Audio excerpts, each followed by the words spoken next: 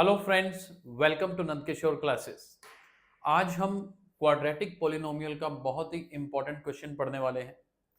बड़े ध्यान से देखिए, जिसमें है if alpha and beta are the zeros of this polynomial then 1 upon alpha plus 1 upon beta is equal to.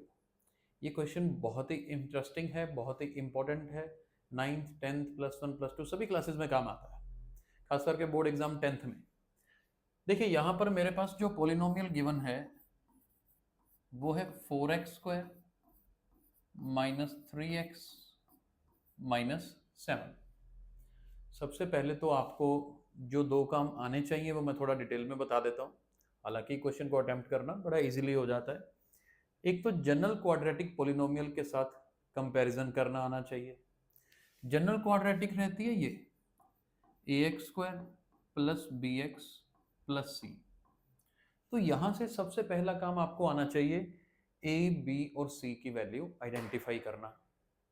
जैसे मैं यहां पर अगर कंपेयर करूं तो ए की वैल्यू कितनी है 4, बी की वैल्यू है -3 और सी की जगह पर है -7।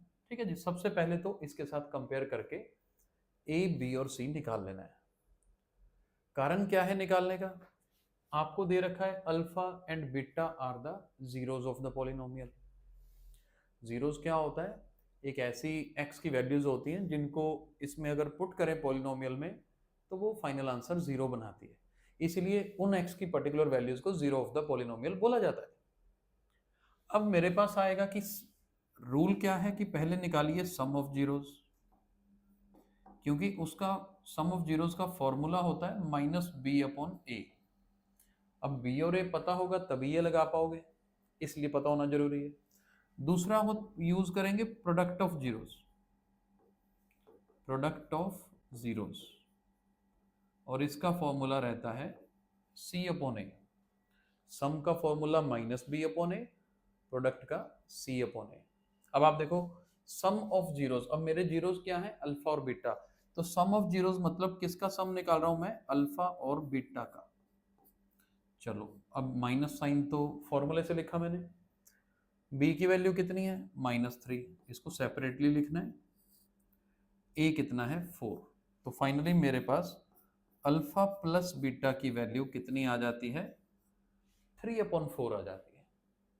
ये जरूरी है फाइंड करनी अल्फा प्लस बीटा। मैं यहां लिख लेता हूं कि हमारा अल्फा प्लस बीटा कितना आया 3/4। ये मैंने अपने हिंट के लिए लिख के रखा है, आपके लिए तो नीचे रखा हुआ है।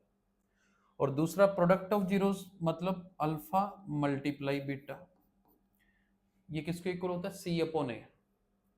अब c की वैल्यू कितनी है -7, a की वैल्यू कितनी है 4, तो प्रोडक्ट ऑफ जीरोस मेरा कितना आ गया -7/4 आ गया।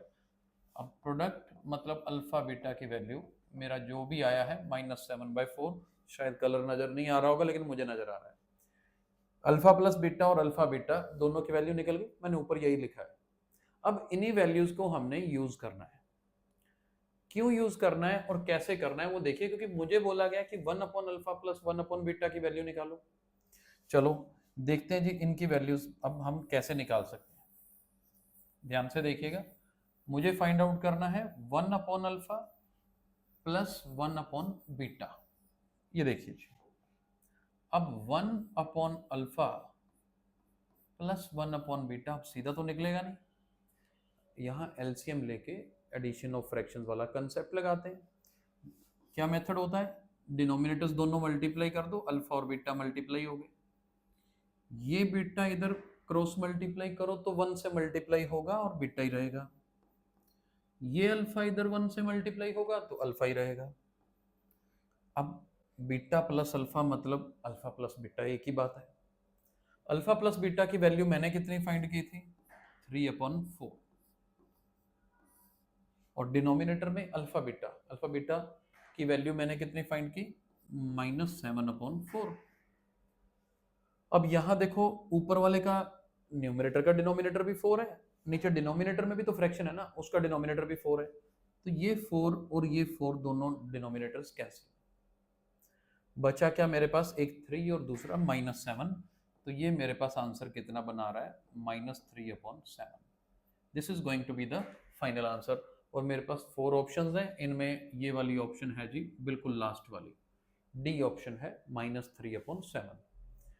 तो एक बार मैं रिकॉल करवा दूं, अगर आपको ये सारे कंसेप्ट पता होते ना तो आप फटाफट निकालते जी अल्फा प्लस बीटा इतना, अल्फा बीटा इतना, उठा के डिवाइड कर देते, सीधा कैलकुलेशन करते।